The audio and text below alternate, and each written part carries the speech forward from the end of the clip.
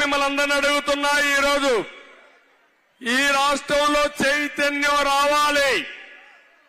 14 లక్షల కోట్ల రూపాయలు అప్పు తీసుకొచ్చి చేతులెత్తేసిన దుర్మార్గుడు ఈ సైకో జగన్మోహన్ రెడ్డి అని చెప్పి నేను మీ అందరికీ తెలియజేస్తున్నా.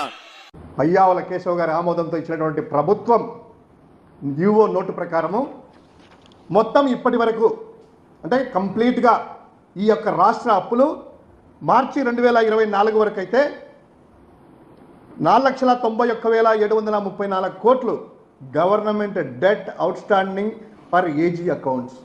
తర్వాత ప్రభుత్వ రంగం యొక్క సంస్థలు PSUs, public sector undertaking unit సంబంధించినటువంటి వారి యొక్క రుణాలు 1,54,791, మొత్తం 5,19,192 యాజ్ ఆఫ్ మార్చ్ 2024 వరకు. 24 ఆర్థిక సంవత్సరం ముగిసే నాటికి మొత్తం అంతకుముందు చంద్రబాబు చేసిన, జగన్మోహన్ రెడ్డి గారు చేసిన ఈ రాష్ట్రం యొక్క అప్పు ఎంతుందయ్యా అంటే వాళ్ళు చెప్పినటువంటి పూర్తి లెక్కలు తీసుకున్నా కూడా ఇప్పటి వరకు వేసుకున్నా కూడాను జూన్ వరకు 2024 జూను, అదేవిధంగా డిసెంబర్ 31 వరకే ఇచ్చారు. ఎందుకంటే మిగతా అప్పులు ఇస్తే కనుక వాళ్ళు ఎక్కువ కనిపిస్తాయి కదా.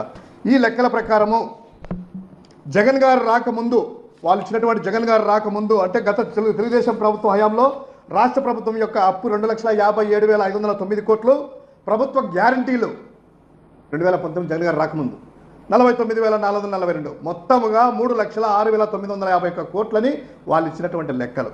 అదేవిధంగా వారు తీసేసిన లెక్కల ప్రకారమే ఆ 3,06,951 కోట్లు తీసేస్తే 3,70,898 కోట్ల రూపాయలు జగన్ గారి హయాంలో చేశారు.